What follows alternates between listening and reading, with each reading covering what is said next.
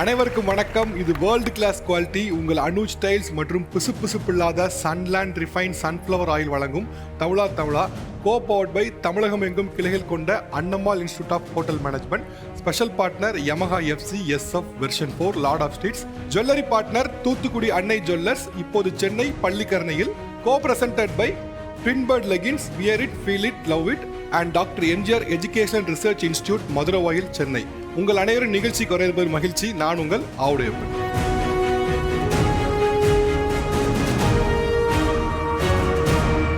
பொதுவாக எந்த உறவு முறையில் எடுத்துக்கிட்டாலும் சரி, அப்பா மகன், அம்மா பொண்ணு, அல்ல ஹஸ்பண்ட் ஒய்ஃபு, காதலன் காதலி, இவங்க எல்லா உறவுகளையும் காமனாக இருக்கக்கூடிய ஒரே ஒரு விஷயம் என்னன்னா அன்பு. இந்த அன்புங்கிற ஒரு விஷயம் காமனாக இருந்தாலும் இந்த அன்புங்கிற விஷயத்த வெளிப்படுத்த வேணாமா அப்படின்னு நினைக்கிற ஒரு குழப்பம் இருக்குது. ஒரு பக்கத்தில் என்ன நினைக்கிறாங்கன்னா, அன்பு அலாதியாக இருக்குன்னா அதை வெளிப்படுத்திட வேண்டியது தானே, அது எதுக்கு உள்ளுக்குள்ளே தேக்கி வச்சுக்கிட்டு அப்படின்னு. இன்னொரு பக்கம் என்ன நினைக்கிறாங்கன்னா, அன்பு இருக்குது, அதில் நான் கண்டிப்பாக காட்டிக்கிட்டே இருக்கணும்னு அவசியம் இருக்குது. எனக்குள்ளே இருக்க அன்பை நான் எனக்குள்ளே வச்சுக்கிறேன், அவங்களுக்கு ஒன்று தேவைன்னா நான் அங்கே நிற்கிறேன், அப்போ அது அன்பை வெளிப்படுத்தி இருக்க வேண்டிய அவசியம் இல்லைன்னு சொல்கிறவங்க இருக்காங்க. ஸோ இன்றைக்கி இதை பார்த்தா நம்ம பேச நினச்சோம். இன்றைக்கி பேச இருக்க தலைப்பு என்ன அப்படின்னா, அன்பை அலாதியாக வெளிப்படுத்துபவர்கள் விசஸ் வெளிப்படுத்த தெரியாது என சொல்பவர்கள். நீங்கள் எல்லாரும் எனக்கு அன்பை வெளிப்படுத்த தெரியாதுன்னு சொல்கிறவங்க. உங்களுக்கு எதனால் அன்பை வெளிப்படுத்த தெரியல அல்லது வேணான்னு நினைக்கிறீங்க? எனக்கு அன்பு இருக்குது, நான் எக்ஸ்பிரஸ் பண்ண விரும்பலை அல்ல தெரியல. பேரண்ட்ஸ் கிட்ட மட்டும் தான் சார் லவ் காட்டுவேன். சரி, மற்றவங்க கிட்ட காட்டி என்ன ஆக போகுது? நத்திங். இப்போ உங்க கூட பிறந்தவங்க எத்தனை பேர்? சிஸ்டர் ஒருத்தங்க. உங்க அப்பா அம்மா தவிர வேற யார்ட்டையும் லவ்வே காட்ட மாட்டீங்களா? அவங்க கிட்ட காட்டி என்ன ஆக போகுதுன்னு கேட்குறேன் சார். ஒரு இப்போ எதனா ப்ராப்ளம்னா பக்கத்தில் நிற்பாங்களா? நிற்க மாட்டாங்க. இப்போ லவ்வை காட்டி என்ன ஆக போகுதுன்னு கேள்வி கேட்குறீங்களா? இது கேட்கும் போதே இன்டெரக்ட்லி இன்னொரு மீனிங் வருதுன்னா, நான் உன்னை எதிர்பார்க்குறேங்கிறது தான். என்ன ஆகணும் எதிர்பார்க்க எக்ஸ்பெக்ட் பண்ணலன்னு கேட்குறேன் சார். அவங்க லவ் எனக்கு தேவையில்லை. சரிப்பா, இப்போ உங்க அப்பா அம்மா கிட்டே அன்பு காட்டுறீங்க. அவங்க relation sir, blood relation. Sister யாரு? சிஸ்டர் பிளட் ரிலேஷன், ஃப்ரெண்ட்ஸ், அவ்வளோதான். ஓகே, எத்தனை வயசு ஆகுது உங்களுக்கு? 22. 22. ஓகே, உங்களுக்கு லவ் பற்றின இன்ட்ரெஸ்ட் இல்லையா? இன்ட்ரெஸ்ட் இல்லை, நம்பிக்கை இல்லை. ஓகே, உங்க ஃப்ரெண்ட்ஸ் இருக்காங்க உங்களுக்கு? ஃப்ரெண்ட்ஸ் இருக்காங்க. ஸ்கூல் ஃப்ரெண்ட்ஸ்னா ஒரு 6 பேர். ஓகே, அவ்வளோதான். ஓகே, அவ்வளோ ஃப்ரெண்ட்ஸ் சர்க்கிள்ஸ் அதிகமாக கிடையாது. ஓகே, அவங்க கிட்டயாவது அன்பா இருப்பீங்களா? ஓரளவுக்கு தான். இப்போ காலேஜ் வரவோ ஓரளவுக்கு. ஓகே, அவங்க கிட்ட ஏன் அன்பா இருக்கீங்க? அவங்க ஃப்ரெண்ட்ஸ் சார். இல்லை பாஸ், முதல்ல ஏன் உங்க அப்பா அம்மா கிட்ட அன்பா இருக்குன்னு கேட்டால் பிளட் ரிலேட்டிவ்னு சொன்னீங்க. நான் ரிலேஷன் கிட்ட அன்பா இருக்க மாட்டேன்னு சொல்ல வரேன். எந்த ரிலேஷன் கிட்டே நான் அதிகமாக அன்பா இருக்க மாட்டேன். இல்லை பாஸ், ரிலேஷனை நம்பாதீங்கன்னு சொல்ல வரேன். இல்லை, நான் என்ன கேட்குறேன்னா, உங்க அப்பா அம்மா கிட்ட ஏன் அன்பா இருக்குன்னு கேட்கும்போது பிளட் ரிலேட்டிவ் அன்பா இருக்கேன் நீங்க, சிஸ்டர் கிட்ட அன்பா இருக்கேன்னு கேட்டால் பிளட் ரிலேட்டிவ் அன்பா இருக்கீங்க. Friends is no more blood relative. So அவங்க கிட்ட ஏன் அன்பா இருக்கீங்கன்னு தெரிஞ்சு கேட்குறேன். ஸோ அவங்க எதுனா தேவைன்னா கண்டிப்பாக வருவாங்க, ஆனால் ரிலேஷன் வரமாட்டாங்க. எப்படி சொல்லுங்க? திருப்பி சொல்லுங்க. தேவைன்னா வருவாங்க சார். திருப்பி சொல்லுங்க. தேவைன்னா வருவாங்க. திருப்பி சொல்லுங்க. ஃப்ரெண்ட்ஸ் ஏன் வராங்கன்னு கேட்கணும். ஃப்ரெண்ட்ஸ் எனக்கு ஒன்றுப்பா, நீ நானும் ஃப்ரெண்டுப்பா, உனக்கு அடிபட்டுருச்சு, ஓகே, நான் ஏன் வரணும் உனக்காக?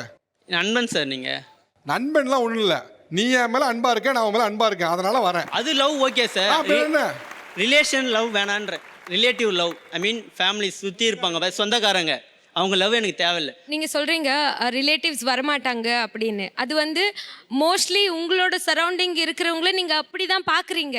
அப்படி தான் இருக்காங்க. அப்படிலாம் கிடையாது சார். நம்ம அவங்களோட எப்படி இருக்குமோ அவங்களும் நம்மளோட அப்படி தான் இருப்பாங்க. ஏன் சுத்தமுத்த இருக்கிற அத்தனை பேருமே எனக்கு ஒன்றுனா முதல்ல நிற்பாங்க. எங்களுக்கு அது மாதிரி வரமாட்டாங்க. ரிலேஷன் மேல ஏன்னா நீங்கள் உங்களோட லவ்வை முதல்ல காமிச்சா தானே சார். நீங்கள் உங்களுக்கு ரிலேட்டிவே இல்லையா? நீங்கள் அப்படி ரிலேட்டிவ்ல இருக்காங்க சார். இப்போ எனக்குன்னு ஒரு ப்ராப்ளம்னா நிற்க மாட்டாங்க. ஓகே, உங்க அப்பா கூட பிறந்தது எத்தனை பேர்? 4 பேர் சார். ஓகே, அம்மா கூட பிறந்தது? அம்மா கூட பிறந்தவங்க 2 பேர். ஓகே, அவங்க ஃபேமிலி ஃபங்க்ஷன்லாம் போயிருக்கீங்களா? நான் இப்போதைக்கு போகிறது எல்லா ஃபங்க்ஷன்ஸையும் அவாய்ட் பண்ணிட்டேன். ஃபேமிலி ஃபங்க்ஷன்ஸ்னால் போக இன்ட்ரெஸ்டே இல்லை. உங்க அப்பா அம்மா கூட பிறந்தது 4 பேர், ரைட்டா? அவங்க நல்லது கெட்டதுக்கு போக மாட்டீங்க, அவங்க இன்ப துன்பத்தை ஷேர் பண்ணிக்க மாட்டீங்க. போக முடியும். இதுதான் பிரச்சனை. ஆக்சுவலாக என்னன்னா, நீங்க யாரோட வீட்டுக்கும் போகாம இன்ப துன்பத்தில் ஷேர் பண்ணிக்காம நல்லது கெட்டதுக்கு போகாம நீங்க மட்டும் அவங்க வீட்டுக்கு வரணும் எப்படி எதிர்பார்க்குறீங்க கேட்கணும். அவங்களுக்கு நான் பேசவே முடியாது சார். அவங்க நான் ஏன் பேசணும்னு கேட்குறேன். அவங்களோட அப்பா அம்மா காலத்துக்கு அப்புறம் நீ யார் வருவா நினைக்கிறேன்? நீங்க சொல்லுப்பா, யார் வருவா சொல்லுப்பா. உங்க அப்பா அம்மா காலத்துக்கு அப்புறம், ஏஜ்டுக்கு அப்புறம், when they are no more, அப்ப என்ன வருவாங்க சார்? ஃப்ரெண்ட்ஸ் வச்சு நிறைய குடும்பம் நடத்துவ. நீ குடும்பம் நடத்துக்கு பேசிட்டு இருக்க, ஃப்ரெண்ட்ஸ்னு சொல்லிட்டு இருக்க. ஃப்ரெண்ட்ஸ் வச்சு என்ன பண்ணுவ நீ? நான் அவன் சொல்றேன், நீங்க நெஸ்ட்ல இருக்கப்பா. நெஸ்ட்ல நல்ல ஒரு ஹீட் இருக்கு உனக்கு. இப்போ உனக்கு குளிர் காற்று எதுவுமே உண்மையிலே ஃபீல் ஆகாது. ஏன்னா உனக்கு போடுற ட்ரெஸ் உங்க அப்பா அம்மா கொடுத்துருவாங்க, ரைட்டா? உனக்கு தேவையானதை உங்கள் அப்பா அம்மா கொடுத்துருவாங்க. இந்த வார்மில் இருக்க வரைக்கும் ஓகே, சூப்பராக இருக்கலாம். இந்த வார்ம் போகும்போது definitely will get my words. இல்லை சார், என்ன சொன்னால் எனக்கு புரியாது. ஃப்ரெண்ட்ஸ் மட்டும் தான், ஃபேமிலி தேவையில்லை. அதான் பாஸ், என்னன்னா காதுகளை திறந்து வச்சிருக்கவங்களோட சொன்னால் புரியும். நான் வந்து இப்படி தான் இருப்பேன்னு நினச்சிருக்கேன் உங்களுக்கு சொன்னால் புரியாது. இது வந்து நான் சொல்கிறேன், இந்த காதுகள் எப்போ உங்களுக்கு திறக்கும்னா when you feel alone உங்களுக்கு ஃபீல் ஆகும். இல்லை நான் உங்களையும் தப்பு சொல்ல மாட்டேன். உங்கள் ஏஜ் தான் காரணம். கொஞ்சம் டெவலப் ஆன பிறகு உங்களுக்கு புரிய ஆரம்பிச்சிடும். ஓகே இட்ஸ் நாட் ஃபேர் அப்படின்னு புரிஞ்சுப்பீங்க. சார் எல்லாரும் சொன்னாங்க இந்த மாதிரி நீங்கள் எக்ஸ்பிரஸ் பண்ணலன்னா உங்கள் ரிலேஷன்ஷிப்பு இல்லை ஏதாவது ஃப்ரெண்ட்ஷிப் லூஸ் பண்ணிடுவீங்க அப்படின்ட்டு. ஸோ என்னோட சொந்த அக்கா அவங்க வந்து 5 இயர்ஸாக ஒருத்தங்களை லவ் பண்ணாங்க. ரொம்ப எக்ஸ்ப்ரெசிவாக இருப்பாங்க, ரொம்ப எக்ஸ்ப்ரெஸ் நல்லா எல்லாமே அன்பு வெளிப்படுத்துவாங்க, கிஃப்ட்ஸ் கொடுப்பாங்க, டைம் ஸ்பெண்ட் எல்லாமே பண்ணுவாங்க. ஆனால் ஒரு கட்டத்தில் வந்து அவர் விட்டுட்டு போயிட்டாங்க, இவங்க 2 பேருக்குள்ளே பிரிஞ்சுட்டாங்க. அப்போ எங்கள் அக்கா என்கிட்ட வந்து கேட்டதுன்னா, நான் அவ்வளோ அன்பாக இருந்தேனே, ஆனால் இப்போ நான் வந்து இதை லூஸ் பண்ணிட்டேன், இப்போ எதுக்கு இப்படி நான் அன்பாக இருந்ததுக்கு நான் என்னோட கான்சென்ட்ரேஷன் நான் படிப்புலையோ இல்லை வேறு ஏதாவதுலையோ நான் பண்ணியிருக்கலாம். ஸோ இவ்வளோ எக்ஸ்ப்ரெஸ் பண்ணி ஒரு சில ரிலேஷன்ஷிப் நிறைய லவ் ஃபெயிலியர்ஸ் நிறைய பிரேக்கப்ஸ்லாம் ஏன் நடக்குது? அதனாலேயே சில பேர் வந்து ஏமாற்றத்தினாலையோ ஹர்ட் ஆனதுனாலையோ நிறைய பேர் எக்ஸ்பிரஸ் பண்ணாமலே இருந்திருக்கலாம். சார் இப்போ நீங்கள் இந்த மாதிரி ஏமாற்றமே ஃபீல் பண்ணது இல்லையா? உங்களுடைய அலாதியான அந்த அன்பில் ஏமாற்றப்பட்டிருக்கலாம்ல. அப்படி ஏமாற்றப்பட்டேன்னு சொல்கிறவங்க யாரு? சார் எல்லாருமே ஏமாந்துருக்கும். திருப்பி உங்களுக்கு கிடைக்குது எக்ஸ்பெக்டேஷன் அதெல்லாம் விட்டுருங்க. ஒரு அலாதியான அன்பை கொடுத்துருப்பீங்க, நீங்கள் ஏமாற்றப்பட்டிருப்பீங்க. அப்படியான சம்பவம் என்னன்னு கேட்குறேன். அப்படின்னு பார்த்தீங்கன்னா என்னோட லவ் தான் சார். நான் வந்து ஒரு அன்பை வெளிப்படுத்துகிறப்போ என்ன this is long distance love. So நான் அன்பை எவ்வளோ வெளிப்படுத்தியிருக்கேன். நான் வந்து இது என்னோட ரியல் லைஃப்பில் நடந்தது. ஈவினிங் 4 o'clock ட்ரெயினுக்கு மார்னிங் 10 o'clockலேருந்து ரயில்வே ஸ்டேஷனில் வெயிட் பண்ணி அவங்களுக்காக அவங்க கண்ணை பார்க்கறதுக்கோசமே நான் வந்து அங்கே போய் நின்னேன்.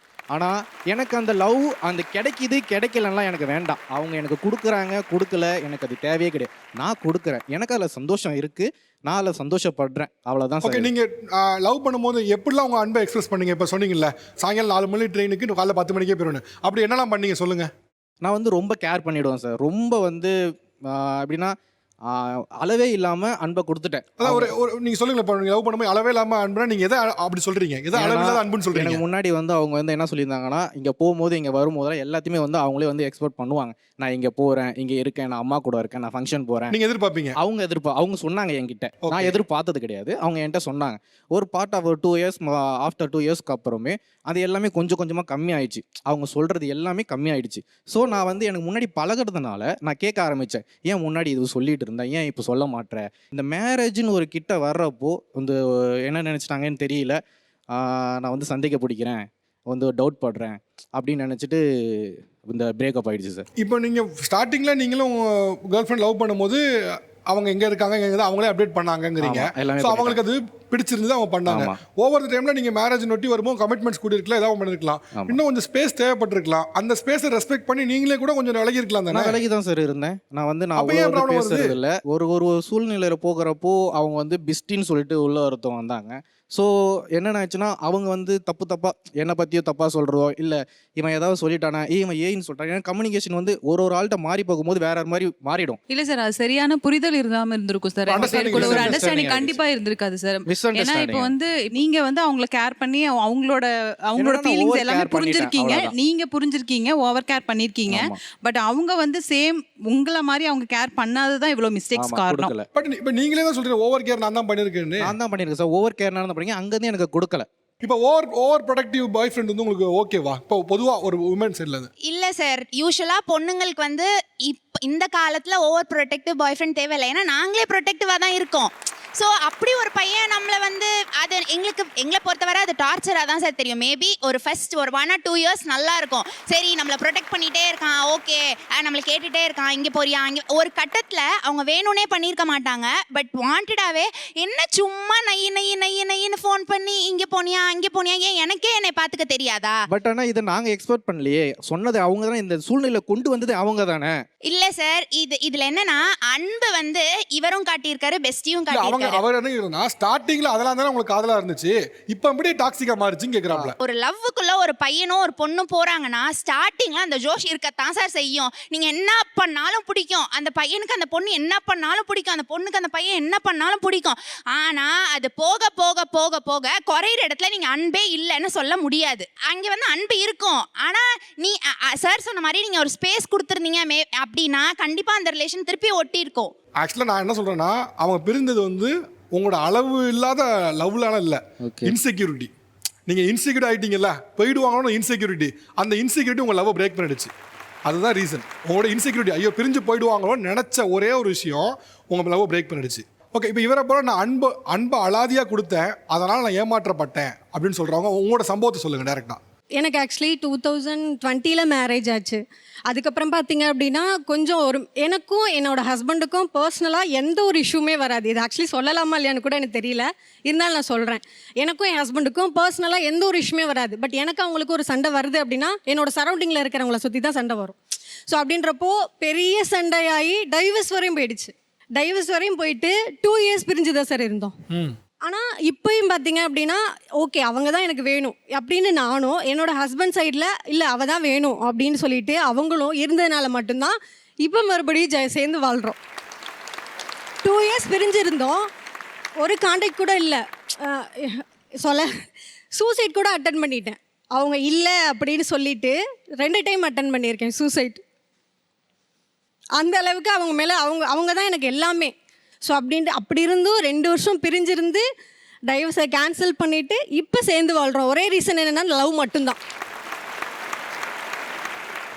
உங்களுக்கு இருந்த அன்புங்கிறது நோய், அவங்களுக்கு அன்புங்கிறது மருந்து. ஒரே அன்பு தான், உங்களுக்கு இருந்தது நோய், அவங்களுக்கு இருந்தது மருந்து. நீங்கள் எல்லாரும் வந்து எனக்கு அன்பை வெளிப்படுத்த தெரியாதுன்னு சொல்கிறவங்க, ஏன் ஆக்சுவலாக உங்களுக்கு அன்பை வெளிப்படுத்த தெரியல? ஆக்சுவலி வந்து நான் வந்து சிங்கிள் சைல்டு. ஓகே. ஸோ என் வீட்டிலே வந்து எனக்கு பேசுகிறதுக்கு பழகிறதுக்குன்னு யாருமே கிடையாது. அண்ட் கசின்ஸுமே எல்லாரும் வந்து கொஞ்சம் தூரமாக தான் வந்திருக்காங்க. பக்கத்துலேயே நைபர்ஸ் வந்து சின்னதுலேருந்தே எனக்கு ஃப்ரெண்ட்ஸே வந்து சுத்தமாக கிடையாது. ஸோ ஒரு பர்டிகுலர் ஏஜ் வரைக்கும் லைக் காலேஜ் வரைக்குமே எனக்கு சுத்தமாக யார் கூடயுமே வந்து ஒரு கனெக்ஷனே வந்து கிடையாது. ஃப்ரெண்ட்ஸுமே சுத்தமாக கிடையாது. இப்போ கூட எனக்கு வந்து என்னோட கசின்ஸ் நேம் தெரியாது, எதுவுமே தெரியாது. என் மாமா பேர் அத்தை பேர் கூட வந்து சரியா தெரியாது. இப்போ ஒரு நல்லது கெட்டதுன்னா நீங்களா ஒன்றா சேர மாட்டீங்களா, இல்லை பேசிக்க மாட்டீங்களா? ஃபங்க்ஷனில் வந்து நான் பார்க்குறது ஜஸ்ட்டு பார்த்து சிரிக்கிறது அவ்வளோதான். அதுக்கு மேலே ஒரு கனெக்ஷனே வந்து எனக்கு கிடையவே கிடையாது. என்ன தயக்கம்? ஏன் அன்பை வெளிப்படுத்துறதுலையோ இல்லை ஒருத்தர சோஷியலாக பழகுறதுலையோ ஏன் ஒரு தயக்கம் இருந்துக்கிட்டே இருக்கு? லைக் ஃபர்ஸ்ட் ஆஃப் ஆல் இப்போது எனக்கு சின்ன வயசுலேருந்தே எனக்கு ஒரு ஓவர் ஷேரிங்கிற ஒரு பழக்கம் இருந்துச்சு. லைக் எதுனாலுமே எல்லாருக்கிட்டையும் வந்து ஷேர் பண்ணுறது அந்த மாதிரி. ஸோ வீட்டிலே வந்து பெருசாக வந்து இப்படி யாருக்கிட்டையும் வந்து பேசாத, லைக் ஓவராக வந்து ஷேர் பண்ணாத, அந்த மாதிரி தான் அவங்க நல்ல இன்டென்ஷனில் சொன்னாங்க. நான் எப்படி அதை எடுத்துக்கிட்டேன்னா ஓகே நம்ம பேசாமலே இருந்துடலாம். அது எப்படி ஆக ஆரம்பிச்சுன்னா போக போக அது ஒரு பழக்கமாக மாறிச்சு. அது வந்து நமக்கு கம்ஃபர்ட் ஜோனாக மாற ஆரம்பிச்சிடும். ஏதாச்சும் தேவைன்னா நம்ம ஒருத்தர்கிட்ட பேசுவோம், ஏதாச்சும் தேவைன்னா அவங்களுக்கு ஹெல்ப் பண்ணுவோம். அதை தாண்டி இப்போ நம்ம திடீர்னு ஒருத்தங்களை பார்க்குறோம், தினைக்கும் பார்க்குறவங்களா இருக்கோம், அவங்கள பார்த்து சிரிக்கிறதோ இல்லை எப்படி இருக்கீங்க எதுவும் கேட்குறதுக்கு அது டக்குன்னு வந்து வராது. அதுக்கு பேர் வந்து அன்பே இல்லைன்னு கிடையாது, பட் அது வெளிப்படுத்த கரெக்டாக தெரியல, அதுதான். ஓகே, உங்களுக்கு அன்பு இருக்கு ஆனால் வெளிப்படுத்த தெரியலைங்கிறீங்க. தெரியல. ஓகே, ஆனால் உங்களுக்கு ஆசை இருக்கா வெளிப்படுத்தணும்னு? ஆசை இருக்கு. ஓகே, இது யார் பதில் சொல்ல விரும்புறா? நான் என்னோட சைட்லேருந்து நான் சொல்கிறேன். நான் வந்து வீட்டுக்கு வந்து 2 அக்கா ஒரு பையன் தான் இருக்கேன். பட் ஆனால் வீட்டுக்கு ஒரு பையனா எவ்வளோ செல்லமாக வளர்த்துவாங்கன்னு உங்களுக்கு தெரியும். பட் என்னை எங்கள் வீட்டில் அம்மா அப்பா எல்லாருமே நல்லா தான் பார்த்துக்குவாங்க. பட் நானுமே அந்த ஃபீல் பண்ணியிருக்கேன். பட் ஒரு கட்டத்தில் என்னாச்சுன்னா ஹாஸ்டல் சேர்ந்து படிக்கணும் அப்படின்னு சொல்லி சொன்னாங்க. அப்போ நான் சிங்கிளாக தான் போனேன். பட் அந்த ஃப்ரெண்ட்ஷிப் அப்படின்னு சொல்லி ஒரு கேங் சேர்ந்து நான் அவங்க மேலே காமிச்ச அன்பும் அவங்க என் மேலே காமிச்ச அன்புலனால தான் நான் இந்த இடத்துல வந்து இந்த பிளேஸில் வந்து இங்கே உட்காந்துருக்கேன். ஓகே, வேற சார் எனக்கு எங்கள் அப்பானா ரொம்ப பிடிக்குங்க சார். சின்ன வயசுலேருந்து எங்களை அவ்வளோ கஷ்டப்பட்டு நார்மலாக ஒரு சைக்கிளில் ஆரம்பித்தார் தொழில். வீடு வீடாக பொறி அங்கே இங்கேன்னு கூவி விற்கிறது தாங்க சார்.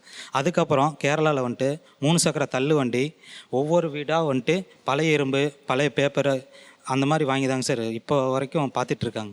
ஆனால் அப்படிப்பட்ட அப்பாவுக்கு நான் அவருக்காக பெருசாக பண்ணலைனாலும் சின்னதாக பண்ணணுன்ட்டு நைட்டு 12 மணிக்கு முழிச்சிட்டு இருப்பேன். கேக் வாங்கிட்டு வச்சுருப்போம் சார், சர்ப்ரைஸாக பண்ணணுன்ட்டு. ஆனால் அந்த கேக்கை வெட்டுங்கப்பான்னா வெட்டவே மாட்டார் சார். இப்போ வரைக்கும் அந்த கேக்கை எங்கள் அம்மா தான் வெட்டுறாங்க. இப்போ எத்தனை வருஷமா இதே மாதிரி கேக் வாங்குவீங்க, அவங்க கட் பண்ண மாட்டாங்க, அப்புறம் நீங்கள் கொடுப்பீங்க சாப்பிடுவோம்? எத்தனை வருஷமா நடக்குது? 5 வருஷம் சார். 5 வருஷமா ஒவ்வொரு நாளும் கேக் கட்ட மாட்டாரா? வெட்ட மாட்டேன். என்ன சொல்லுவார்? இல்லை நீ இந்த வயசில் எதுக்கு கேக் வெட்டணும், இதெல்லாம் எதுக்கு கொண்டாடணும், இதெல்லாம் தேவையா அப்படின்னு தான் சொல்கிறாங்க. ஆனால் எங்கள் அப்பா எங்களுக்காகவே வாழ்கிற ஒரு ஜீவனுக்கு, என்னுடைய அன்புள்ள அப்பாவுக்கு நான் கொடுக்குற கிஃப்ட்டுன்னு எனக்கு என்ன பண்ணுறதுன்னு தெரியல. அதே சமயத்தில் தந்தையர் தினத்தன்னைக்கு நானும் எங்கள் அப்பாவும் ஃபோட்டோ எடுக்கணும் வாப்பா அப்படின்னு ஃபோட்டோவுக்கு பர்த்டேக்கு நிற்க சொன்னால் கூட நிற்க மாட்டாங்க. தனியாக இப்போ வரைக்கும் நானும் எங்கள் அப்பாவை ஃபோட்டோ எடுத்துக்கிட்டே இல்லை. அதே தந்தையர் தினத்தன்னைக்கு அப்பாவுக்கு கிஃப்ட்டு வாங்கி 2 வருஷம் ஆச்சுங்க சார். ஆனால் இப்போ வரைக்கும் அதை அவர்கிட்ட கொடுக்கவே இல்லை. ஆனால் இப்போ என்ன கொண்டு வந்துருக்கீங்களா? ஆமாம் சார், கொண்டு வந்து. ஓகே, ஏன் சார் நீங்கள் 5 வருஷமா மகன் வந்து பிறந்தநாள் கொடுக்குறாங்க, கேக் கொண்டு வராங்க. ஆமாம் சார். ஒரு தடவை கட் பண்ணதான் என்ன சார்? எனக்கு பாசம் இல்லாமல் இல்லை, பாசம் எல்லாமே இருக்குது. அதுவாசி என் குழந்தைகளுக்கு நான் வந்து கஷ்டப்பட்டு தான் வந்திருக்கேன். அதாவது நம்ம ஆடம்பரம் பண்ணி அது வந்து இது பண்ணணுன்னு விரும்புறதில்ல. அப்பா அது ஆடம்பர செலவு இல்லைப்பா, நான் உங்கள் மேலே வச்சிருக்க அளவில்லாத அன்பு. அன்- அதை ஏன் நீங்கள் புரிஞ்சிக்க மாட்டீங்க? அதாவது நான் அன்பு என்கிட்டயும் அந்த அன்பு இல்லாமல் இல்லை. நான் வந்து அதிக அன்பு உன் மேலே வச்சுருக்கேன். இருந்தாலும் நான் அதை ஏன் காட்டிக்கிறேன். வெளிப்படுத்த அதாவது மாட்டீங்க? காட்டிக்கிட்டா வந்து எல்லாத்துலேயும் அப்பா வந்து நம்மளை எந்த இதாக இருந்தாலும் எது நமக்கு எல்லாமே அவர் இருக்காரு, எல்லாமே நமக்கு செய்கிறாரு அப்படிங்கிறத அந்த கண்ட்ரோலுக்கு நீ வந்துட்ட அப்படின்னாக்க நீ வந்து எந்த இதுவுமே குடும்பத்தை அடுத்த கட்டத்துக்கு நீ கொண்டு போகிறதுக்கான அந்த இது இருக்காது உனக்கு. நீங்கள் 2 பேரும் பேசுவது எனக்கு ஒன்று புரியுது. என்னன்னா நீங்கள் உங்கள் மகன் வந்து எங்கே வழி தவறி போயிடுவாரோங்க பயத்தில் ஆமாங்க. நீங்கள் இல்லாத ஸ்ட்ரிக்ட்னஸை இருக்க மாதிரி காட்டிக்கிறீங்க. ஏன்னா இன்னைக்கு வந்து எல்லாத்துலேயுமே அவன் ஆடம்பரத்தில் இறங்கிடக்கூடாது. இன்றைக்கி 10 ரூபாயில் இன்றைக்கி ஆரம்பித்து வச்சதை வந்து அது லட்ச ரூபாய் கூட போய் நிற்காது. அப்பாவுக்கு அது வேணும் அது வேணும்னு ஒன்று வாங்க சொல்லும். அப்போ அந்த அளவுக்கு நம்மளை வந்து அந்த இது உருவாக்கி வைக்கக்கூடாதுங்கிறது என்னுடைய இது. அப்பாவை பொறுத்த வரைக்கும் சரி, எத்தனை வயசானாலும் சரி, தனக்கு தெரிஞ்ச எல்லாத்தையும் முழுசாக பையனை சொல்லிக் கொடுக்கணும்னு நினைக்கக்கூடிய ஒரு ஆள். ஆமாம். ஆனாலும் இதெல்லாம் எதுக்கு செய்றீங்க? மகனோட சந்தோஷத்துக்கு, குடும்பத்தோட சந்தோஷத்துக்கு. ஆமாம். மகனோட சந்தோஷத்தில் ஒரு சந்தோஷம் என்னென்னா உங்கள் பிறந்த நாளுக்கு கேக் வாங்கி கட் பண்ணுங்கிறது. நீங்கள் ஸ்டார்டிங்கில் கல்லுது இவ்வளோ தள்ளு வண்டி இவ்வளோ பிரச்சனையும் வந்திருக்கலாம். ஒரு நல்ல நிலைமைக்கு வந்துட்டோம் அப்படின்னா அது சின்ன லெவல் ஆஃப் ஒரு செலிப்ரேஷன். நான் நல்லா வந்துட்டேங்கிறத கொண்டாடினாதான் சார் கொண்டாட்டமே. நீ கொண்டாடாமல் இருந்த கொண்டாட்டமே இல்லை. ஆனால் இப்போ போட்டிருக்க இந்த சட்டை கூட நான் சம்பாரிச்சது இல்லைங்க சார். அப்பாவோடைய பணம் 500 ரூபா வாங்கி நான் எடுத்த சட்டை, அப்பாவோடைய காசில் எடுத்த சட்டை. நான் ஒரு நாளைக்கு 1500 ரூபா சம்பாதிக்கிறேன். ஆனால் இந்த காசு இந்த சட்டை அவருடைய பாக்கெட் மணி. ஏன் சார் நீங்கள் அவ்வளோ தூரத்துக்கு அவர் சம்பாதித்தாலும் நீங்கள் வாங்கி கொடுக்கணும்னு நினைக்கிறாரு. அவ்வளோ தூரத்துக்கு அவங்க கூட கனெக்டடாக இருக்கணும், அன்பாக இருக்கணும்னு நினைக்கிறாப்புல. நீங்கள் ஒரு நாள் உங்கள் ஆஸ்திக்கே ஒரு கேக்கை வெட்டிட விடுதார் சார். சரி மாற்றிக்கிறேன் சார். ஒரு ஃபோட்டோ கேட்குறாப்புல. சரி நான் மாற்றிக்கிறேன். நீங்கள் வாங்க சார், வாங்க வாங்க வாங்க.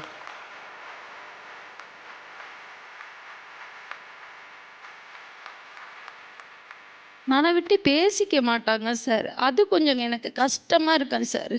வீட்டுக்குள்ள இருந்தால் எங்கள் பாப்பா மட்டும்தான் எங்களோட பேசுவாங்க. என் கூட இவன் பேசுவான். ஆனால் அவங்க அப்பா கூட வந்து ஒரு நாள் கூட எனக்கு ஆசையாக இருக்குங்க சார். ரொம்ப மன வருத்தமாக இருக்கும். உண்மையாக சொல்கிறேன், இவங்க அப்பா பையனும் 2 பேரும் சந்தோஷமாக ஒரு இந்த சேர்த்தினால் மனம் விட்டு பேசி நான் அதை பார்க்கணுன்னு ஆசைப்பட்றேன். ஆனால் எங்கள் வீட்டுக்காரர் பொண்ணுக்கிட்ட ரொம்ப பாசமாக பேசுவாங்க. அவங்க 2 பேரும் ரொம்ப பாசமாக பேசுவாங்க. இவன் வந்தானே என்கிட்ட 2 வார்த்தை பேசுவான், அப்படியே ரூமுக்குள்ளே போயிடுவான். அது கொஞ்சம் கஷ்டமாக இருக்குது சார்.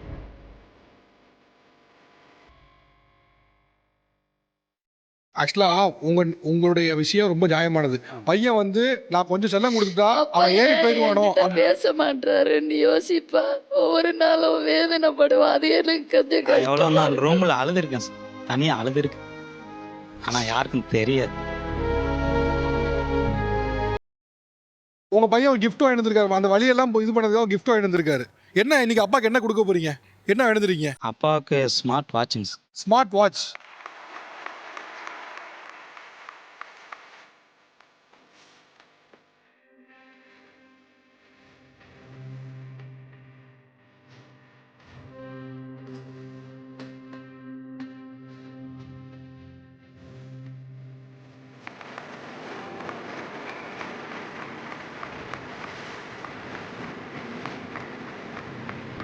இது வரைக்கும் அப்பாவும் பையனும் தனியாக ஃபோட்டோ எடுத்ததே இல்லையா?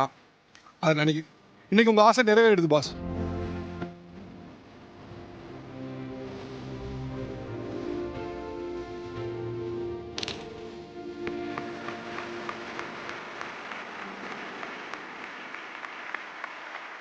இப்போ அன்புன்னு பேசும்போது உறவு முறைகளில் இருக்கக்கூடிய அன்பை பேசணும். அப்பா மகன், இல்லை அம்மா பொண்ணு, கணவன் மனைவின்னு. இது ஆக்சுவலாக மனிதர்களுக்குள்ளே மட்டும் சுருங்கி இருக்கு. மனிதர்களுக்குள்ளே புழங்குறது மட்டும்தான் அன்பா? மனிதர்கள் மற்றவங்க மேலே, அதாவது விலங்குகள் கூட செலவு பண்ணுறதோ இல்லை மற்ற விஷயங்களை செலவு பண்ணுறதோ கூட ஒரு அன்பு தானே. ஒரு ஏவியில் இந்த அன்புங்கிறது மனிதர்களோட மட்டும் சுருங்குவது இல்லை அப்படிங்கிறத ஏன் சொல்கிறோம் அப்படிங்கிறத பார்த்துடலாம்.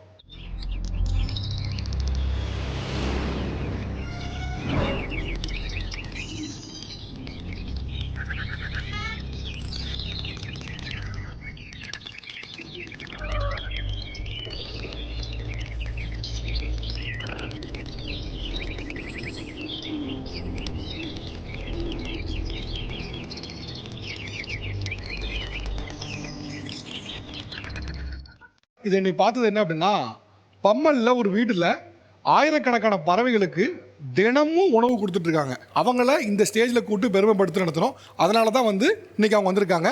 Let's welcome Vijay Priya and Deepeswaran. தினமும் ஒரு நாளைக்கு வீட்டில் எவ்வளோ பறவைகளுக்கு உணவு கொடுக்குறீங்க? எப்படி இந்த ஹேபிட் உருவாச்சு?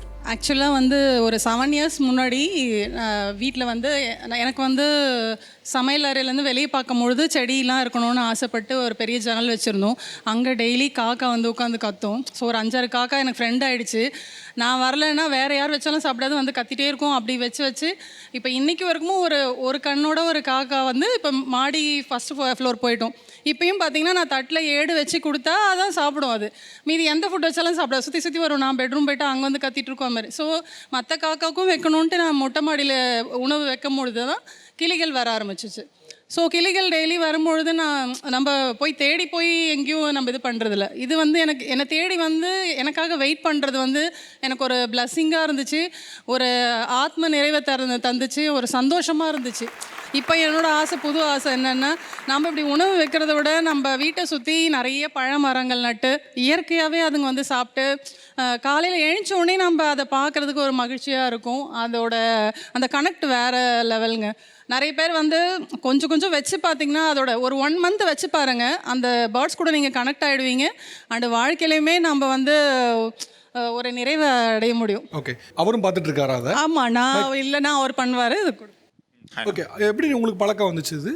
ஆக்சுவலி அம்மாவுக்கு ஹெல்த் இஷ்யூஸ் இருக்குண்ணா. ஸோ அவங்களால பண்ண முடியாதப்ப யாராவது நீட் டு ஸ்டெப் இன்னுன்றப்ப நான் வந்துட்டு சும்மா அம்மாவுக்கு அசிஸ்ட் பண்ணுவேன். அவ்வளோதான். Full captain of the project அம்மா தான். அண்ட் நீங்கள் வந்து அளவில்லாத அன்புங்கிற தலைப்பில் பேசுகிறீங்கல்ல, இதுதான் ஆக்சுவலாக அளவில்லாத அன்பு. ஏன்னா அளவு வந்துச்சுன்னா நீங்கள் யார்ட்டையாவது வந்து ஒருத்தரோட முடிச்சிருவோம். அவன் அந்த அளவில்லாத அன்பு மனிதர்கள்ட்ட காட்டினேன், அதை தாண்டி எனக்கு அளவில்லாத அன்பு இருக்குது, அதை காட்டணும், நான் பறவைகள்கிட்ட காட்டினேன். இதுதான் ஆக்சுவலாக உண்மையான அளவில்லாத அன்பு. தேங்க்யூ கைஸ், ரொம்ப நன்றி. தேங்க்யூ. இப்போது அன்பை பற்றி நிறைய பேசுகிறோம். இன்றைக்கி இருக்கிற சோஷியல் மீடியா ஏராவில் PDA அப்படிங்கிறாங்க, பப்ளிக் டிஸ்பிளே ஆஃப் அஃபெக்ஷன். அது பொது இடங்களில் தன்னுடைய அன்பு எவ்வளோ இருக்குது அப்படிங்கிறத காட்டுறது. அது மட்டும் இல்லாமல் சோஷியல் மீடியாவில் என் அம்மா மேலே எவ்வளோ அன்பு வச்சுருக்கேன், என் காதலி மேலே எவ்வளோ அன்பு வச்சுருக்கேன், என் மனைவி கூட எவ்வளோ அன்பு வச்சுருக்கேங்கிறத ஃபோட்டோவாக போட்டு இல்லை வீடியோவை போட்டு ரீல்ஸாக போட்டு காட்டுறது. இல்லை பொது இடங்கள் தியேட்டரோ இல்லை மால்ஸோ எங்கேயோ போகும்போது அவங்க கூட கைப்பிடிச்சிட்டு போகிறது, ஹக் பண்ணுறது, இதெல்லாம் வந்து பப்ளிக் டிஸ்பிளே ஆஃப் அஃபெக்ஷனாக வச்சுருக்காங்க.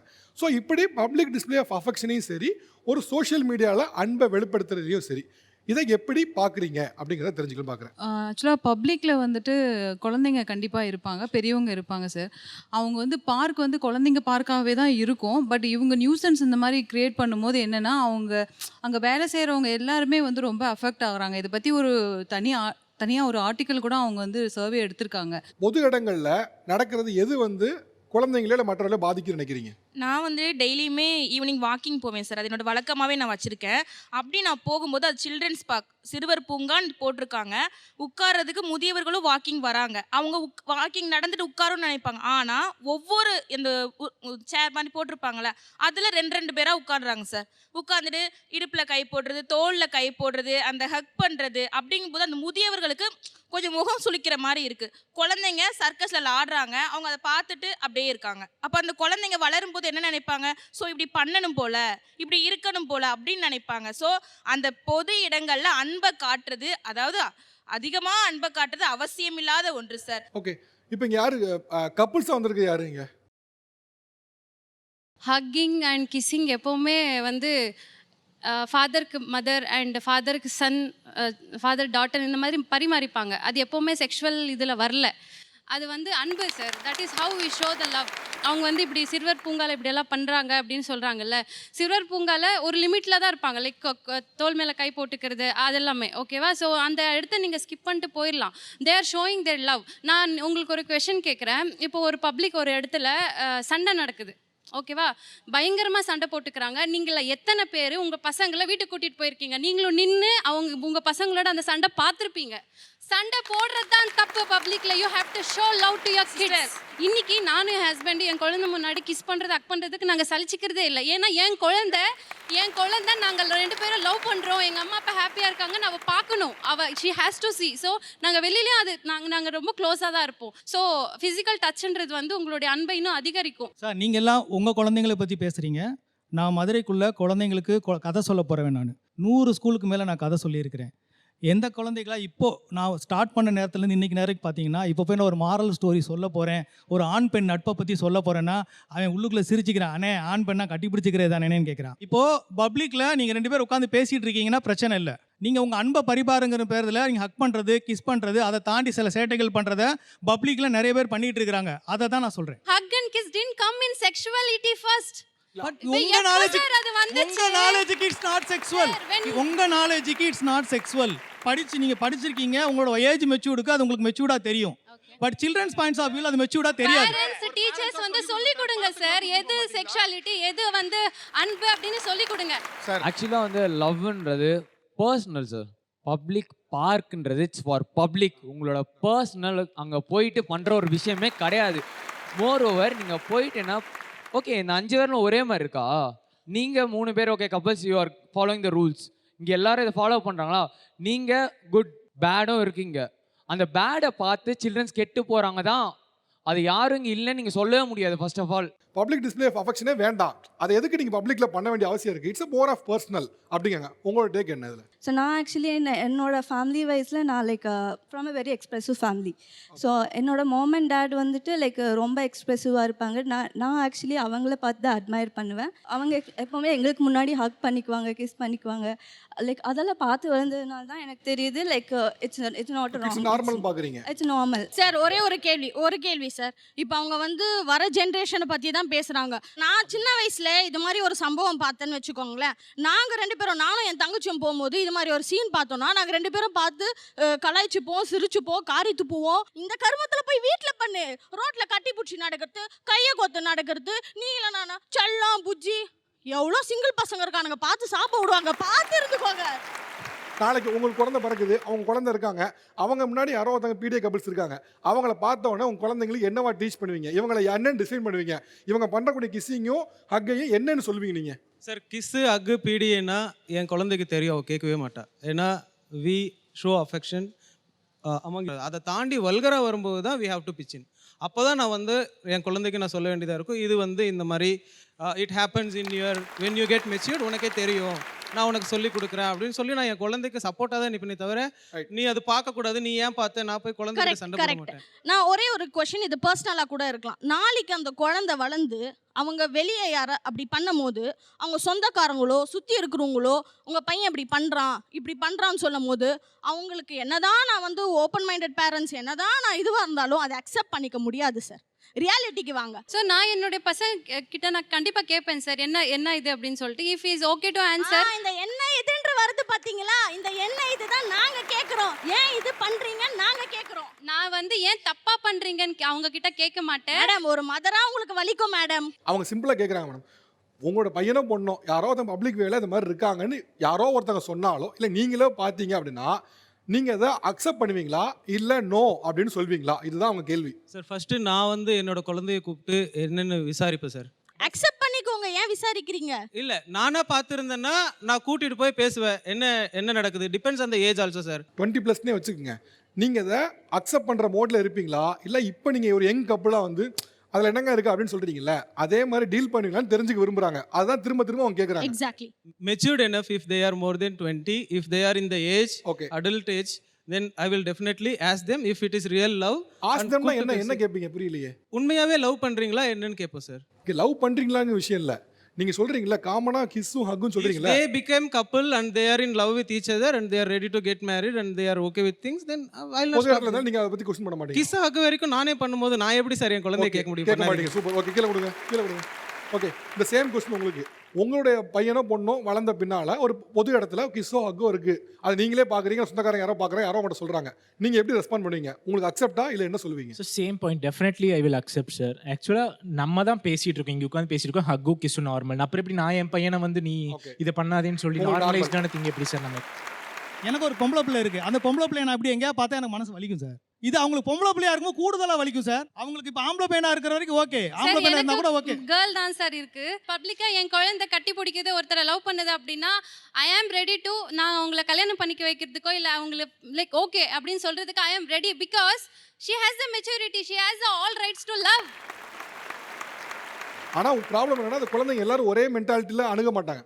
நீங்கள் வந்து சிட்டியில் இருக்கவங்களுக்கு ஓரளவுக்கு புரிய வச்சிடலாம். பட் எல்லா இடத்துலையும் இருக்க குழந்தைங்களுக்கும் அதே மாதிரி கொண்டு போய் அதே பெர்ஸ்பெக்டிவில் சைக்கலாஜிக்கலாக அணுக முடியுமான்னு தெரியல. இன்னும் நம்ம நாகரீகத்தில் அந்த இடத்துக்கு வளர்ச்சி நோக்கி போகல. ஸோ அதனால் இட் டேக்ஸ் டைம். இது எடுத்த உடனே நீங்கள் வந்து இப்படிலாம் சொன்னீங்கன்னா யாராக இருந்தாலும் இந்த கலாச்சாரத்தை ஏற்றுக்க மாட்டேன்னு தான் சொல்லுவாங்க.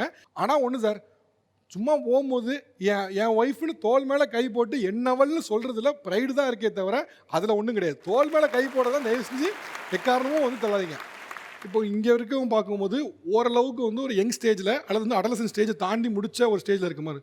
இப்போ நீங்கள் அடலசன் ஸ்டேஜ்லாம் தாண்டி மேலே வந்து இந்த இடத்துலையும் வந்துட்டு இந்த ஏஜ்லேயும் அன்பை வந்து எக்ஸ்பிரஸ் பண்ணியே ஆகணும் அப்படின்னு நினைக்கிறதுக்கு ஏதாவது சால்டு ரீசன் இருக்கா? ஏன் இந்த இடத்துல வந்து கண்டிப்பாக எக்ஸ்பிரஸ் பண்ணியே ஆகணும் அன்பை நினைக்கிறதுக்கான காரணம் என்ன?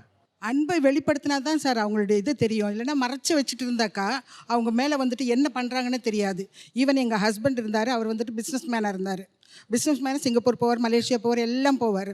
எல்லாம் போயிட்டு எல்லாமே எனக்கு வாங்கிட்டு வந்தார். அந்த மாதிரி எனக்கு இல்லாத பொருள் இல்லை, எல்லாமே வாங்கிட்டு வருவார். சைனீஸ் வந்துட்டு ஒரு வாட்ச் கட்டியிருந்தா அந்த வாட்ச் எப்படி இருக்குதுன்னு பார்த்துட்டு அதே மாதிரி எனக்கு வாங்கிட்டு வந்துடுவார். வாங்கிட்டு வந்து கொடுப்பாரே ஒழிய ஒரு அன்புன்றது அது வந்து வெளிப்படுத்தவே மாட்டார். வாங்கி கட்டி விட மாட்டார். கட்டி விடுறதெல்லாம் அதெல்லாம் கிடையாது. வாங்கிட்டு வந்து வைப்பார்.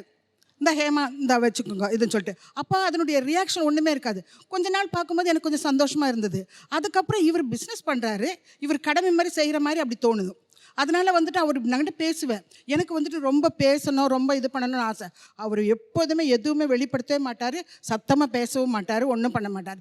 ஈவன் நான் ஹாங்காங் போயிருந்து இதுக்கு போயிருக்கும்போது எனக்கு ரொம்ப பிடிச்சது கையை பிடிச்சிட்டு போகணுன்ற ஒரு ஆசை வரும். அவர் என்ன பண்ணுவார் தெரியுங்களா, ஒரு 4 அடி முன்னாடி தான் போவார்.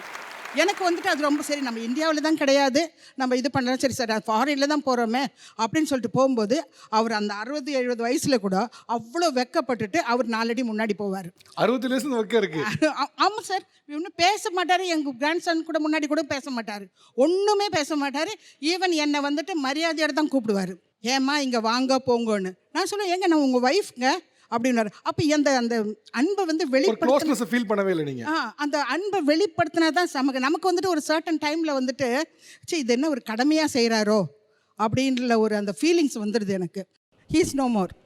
இப்போது எனக்கு அந்த ஃபீலிங்ஸ் இருக்குது. நான் அவரை மிஸ் பண்ணேன்னு சொல்லலை. அவர் மிஸ் ஆன காரணமே அவர் ஃப்ரீயாக பேசாதனால. அவர் இனிமேல் ஒன்றுமே பேச மாட்டார், கொள்ள மாட்டார், அன்பை வெளிப்படுத்த மாட்டார். அவர் அப்படியே அலோனாக உட்காண்டிருப்பார். அன்பு வந்துட்டு அன்பு கொடு, உனக்கு அப்பொழுது உனக்கு கூட கொடுக்கப்படும். ஈவன் நம்ம சொல்லிக்கிறாங்க, கணவன்மார்களே நீர் அன்பு செலுத்துவாய் அப்பொழுது அவர்கள் கீழ்ப்படிவார்கள். புரியுதுங்களா? அன்பை நம்ம கொடுத்தா எந்த ஒரு மனைவியாக இருந்தால் கூட அவள் சரண்டர் ஆகிடுவா சார். இந்த நிகழ்வை மேலும் சிறப்பிக்க 2 சிறப்பு விருந்தினர்கள் வந்திருக்காங்க. ஒருவர் சரண்யா ஜெயக்குமார், உளவியல் நிபுணர். அதே போல் மற்றொருவர் எல்லாருக்கும் அறிந்த நம்பிக்கை பேச்சாளர் திரு ஈரோடு மகேஷ்.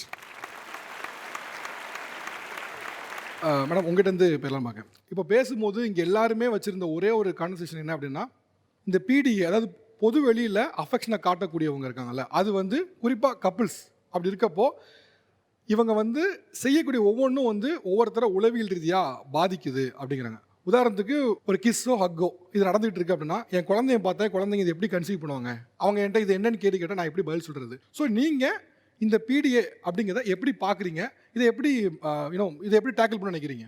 உளவியல் ரீதியாக பல வகையான முறையில் வந்து நம்ம அன்பை வெளிப்படுத்தலாம். இங்கே இவங்கெல்லாம் பேசினதை நான் கேட்டேன். நிறைய பேர் தொடுதல் அப்படிங்கிற அந்த ஒரு கான்செப்டை சுற்றி தான் பேசிக்கிட்டே இருக்காங்க. அதை தவிர வார்த்தைகளால் வெளிப்படுத்தலாம், பரிசுகளால் வெளிப்படுத்தலாம், நேரம் கொடுத்து வெளிப்படுத்தலாம். அதில் ஒருத்தர் சொன்னார், நான் படி ஏறும்போது என் கையை பிடிச்சி ஏற்றி விட்டாங்க, இறக்கி விட்டாங்க. பை சர்வீஸ் நம்ம செய்யக்கூடிய செயல்களால் வெளிப்படுத்தலாம். இந்த மீதி 4 கேட்டகரியுமே எந்த வகையிலுமே குழந்தைகளை தவறான விதத்தில் பாதிக்காது, அவங்களுக்கு நல்ல விஷயங்களை தான் சொல்லி கொடுக்கும். ஆனால் இந்த தொடுதல் அப்படிங்கிற இந்த ஒரு விஷயம் மட்டும் ஒரு கல்ச்சர் சம்பந்தப்பட்ட ஒரு விஷயமாகத்தான் இருக்குது. அதை நம்ம இல்லைன்னு சொல்லவே முடியாது. இப்போ இவங்க எல்லாம் அந்த பார்க்கில் இருக்கக்கூடிய ஒரு பப்ளிக் டிஸ்பிளே ஆஃப் அஃபெக்ஷன் அப்படிங்கிறத பற்றி பேசினாங்க. 2 குழந்தைகள் விளையாடுறாங்கன்னு வச்சுக்கோங்க. ஒரு குழந்தை கனடாலேருந்து வந்திருக்கு, 8 வயசு. ஒரு குழந்தை மதுரையில் கவர்மெண்ட் ஸ்கூலில் படிக்குது, 8 வயசு. 2 குழந்தைகளும் சென்னையில் ஒரு பார்க்கில் விளையாடிட்டு இருக்கும்போது நான் சொன்ன இந்த மீதி 4 கேட்டகரியில் யார் அன்பை வெளிப்படுத்தினாலும் 2 குழந்தைகளுக்கும் அது தவறாக தெரியாது. ஆனால் தொடுதல் அப்படின்னு வரும்போது இந்த வீட்டில் எப்பவுமே அம்மா அப்பாவை இந்த மாதிரி டச்சில் எஃபெக்ஷனை காட்டி பார்த்து பழகின குழந்தைகளுக்கு கண்டிப்பாக அது ஒரு பெரிய ஒரு டிஃப்ரென்ஸாக தெரியாது. அவங்க ஆல்ரெடி டீசென்சிட்டைஸ் ஆயிட்டாங்க.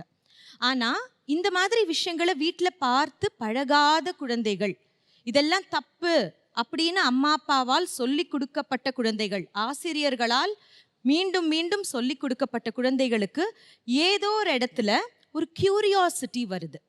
அந்த கியூரியாசிட்டி வந்து என்ன செய்யும்னா, 2 குழந்தையில ஒரு குழந்தை பார்த்துட்டு அப்படியே அந்த சைடு போயிடும்.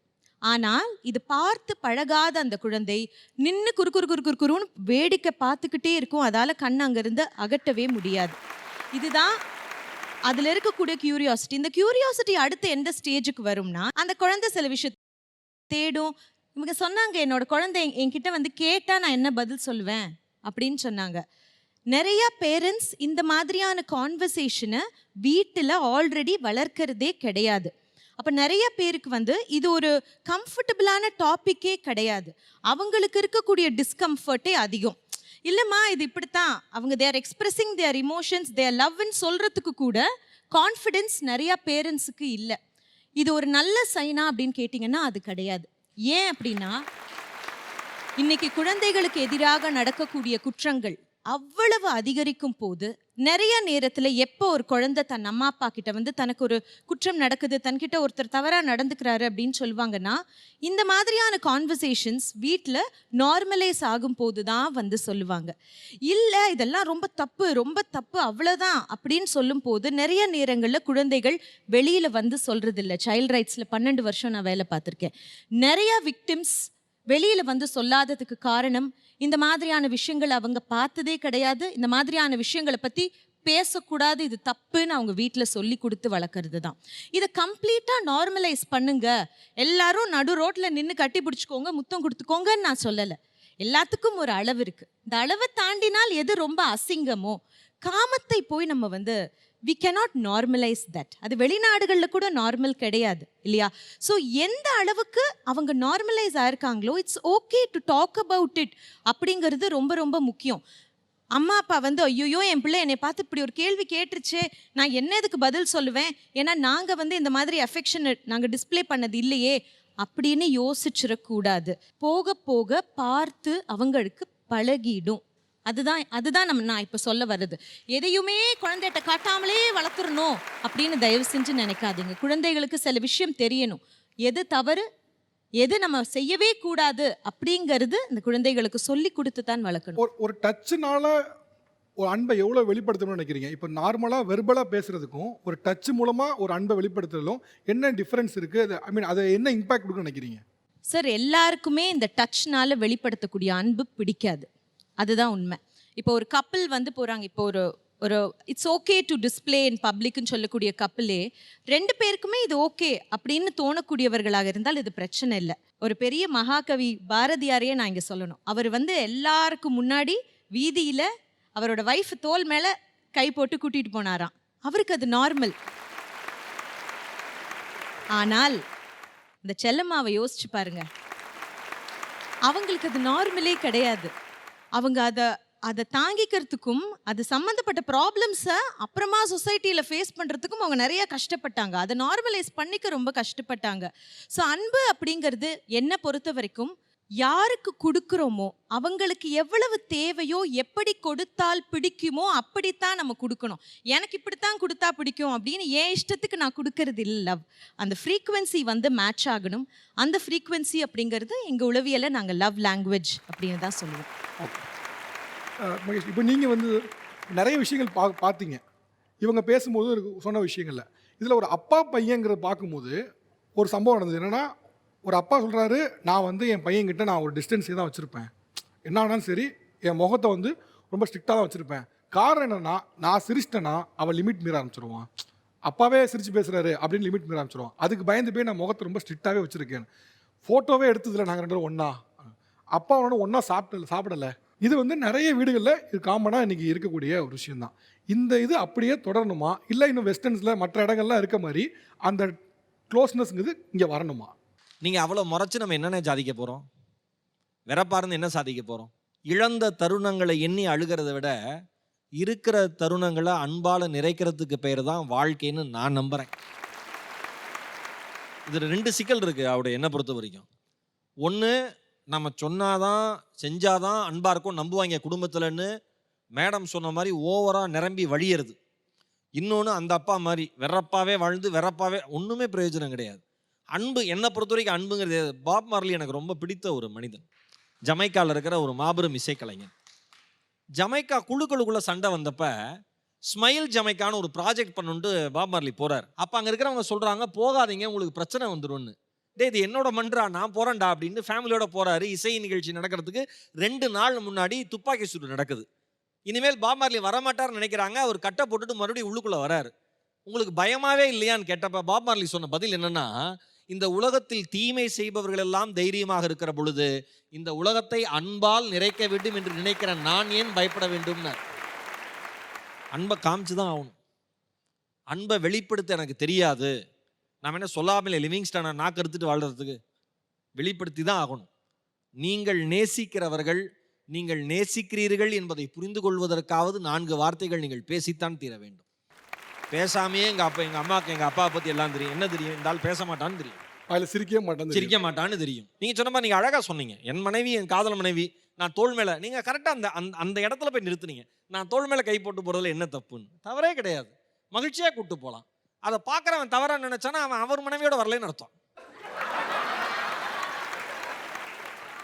அதுக்குன்னு எல்லாருமே கட்டி பிடிச்சி முத்தம் கொடுக்க ஓவரா, அதுவும் தப்பு. நீங்கள் அன்பை அளந்து கொடுங்கள், அளவில்லாமல் கொடுக்காதீர்கள். தேவை. இன்னொரு முக்கியமான விஷயம், இங்கே இருக்கிற நீங்கள் பேச வந்த நீங்களாவது ஃபாலோ பண்ணுங்க. அன்பை வைத்து ஒருபோதும் யாரையும் ஏமாற்றி விடாதீர்கள். அது அப்பானாலும் சரி, அம்மானாலும் சரி, தம்பினாலும் சரி, நண்பன்னாலும் சரி, தயவு செஞ்சு வேலையை மட்டும். அது மாதிரி ஒரு கொடூரம் உலகத்தில் வேறு எதுவுமே கிடையாது. இதுதான் நான் சொல்ல வேண்டிய விஷயம். நன்றி, ரொம்ப நன்றி. 2 விருந்தினர்களும் இந்த டாபிக்கு முக்கியமான நாங்கள் இந்த டாப்பிக்கில் என்ன பாயிண்ட்லாம் முக்கியமாக சொல்ல நினச்சோமோ அந்த 2 பாயிண்ட்டுமே 2 விருந்தினர்களும் ஷேர் பண்ணீங்க. அந்த வகையில் எங்களுக்கு பெரிய மகிழ்ச்சி. நன்றி, ரொம்ப நன்றி மேடம். தேங்க்யூ. இது வேர்ல்டு கிளாஸ் குவாலிட்டி உங்கள் அனு ஸ்டைல்ஸ் மற்றும் பிசுபிசுப்பில்லாத சன்லேண்ட் ரிஃபைன் சன்ஃப்ளவர் ஆயில் வழங்கும் தமிழா கோ பவர்ட் பை தமிழகமெங்கும் கிளைகள் கொண்ட Annamal institute of hotel management. Special partner Yamaha FC SF version 4 lord of the streets. Jewellery partner Thoothukudi Annai jewellers, இப்போது Chennai பள்ளிக்கரணையில். co-presented by Twinbird Leggings, Wear It, Feel It, Love It and Dr. MGR Education and Research Institute, Maduravoyal, Chennai. மற்றும் ஒரு நிகழ்ச்சி சந்திக்கிறேன். நன்றி, வணக்கம்.